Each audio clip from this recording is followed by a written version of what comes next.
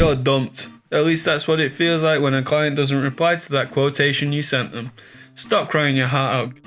It takes at least 5 follow-up emails after initial contact with a client before a deal gets done.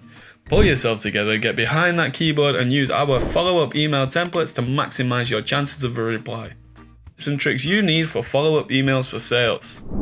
Number 1. Do your homework. 3 words to send a shiver down anybody's spine. You need to make sure you know who you're writing your follow-up email to. Doing your homework means finding the kingpin of a company and emailing them, opening up a direct line and finding out which factors might influence their decision-making process. In turn, you can send a hyper-personalized message. An email marketing tip: LinkedIn should be your first port of call when you're looking to do some homework on a fellow professional. Number 2. The body. Ooh, look at my sexy body. No, not that body, the email body. Your subject line is important. According to Invest, as many as 69% of recipients send a message straight to spam based on its subject line alone. So check out the do's and don'ts. The perfect subject line is between 6 and 10 words long. It uses urgent vocabulary and sometimes emojis, but not too many. Do not write in capitals. Your open rate decreases by 30% when you do. Finally, a sprinkle of personalization such as the name in the subject line makes your email way likelier to be opened. And if you're still struggling with that, your favorite email marketing tutorial presenter has already made a video about subject line. The link's up there. Next thing you're going to do is a quick reference of the email you're following up on. Something simple like this. In terms of length, keep it between 50 and 125 words long. Any longer than that and you're just waffling. You need to be persuasive. A CTA helps you be persuasive by giving your recipient a point in the right direction. It should be no longer than a sentence. And even though it's short, there are a few things you can do to make it pop rather than plop. Use a strong active verb, be clear, use first person perspective, and be enthusiastic. But it's also important to remember that being persuasive doesn't mean being pushy. Obviously, being too pushy is a huge turn off for prospective clients.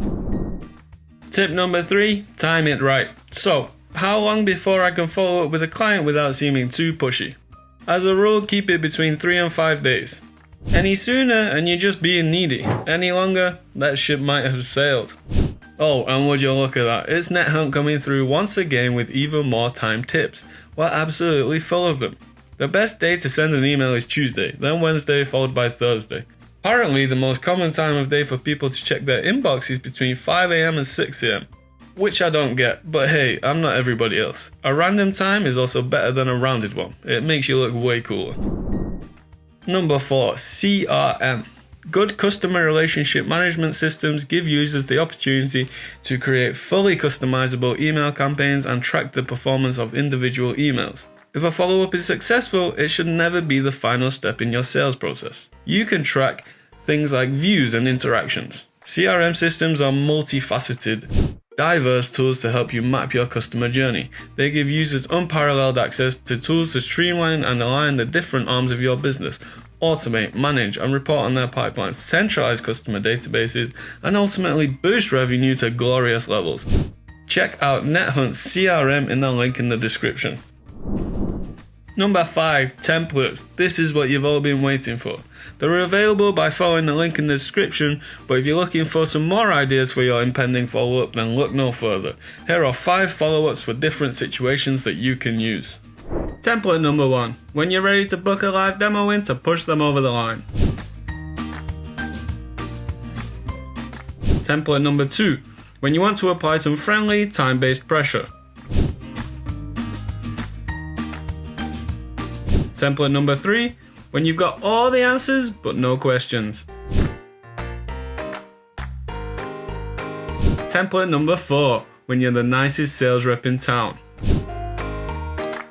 And template number 5, when all else fails, just try everything. There you go. If you liked what you saw, hit the like button. If you want to see more, hit the subscribe button. We're uploading every week and each upload just gets hotter and hotter, trust us. Until next time, it's George, over and out.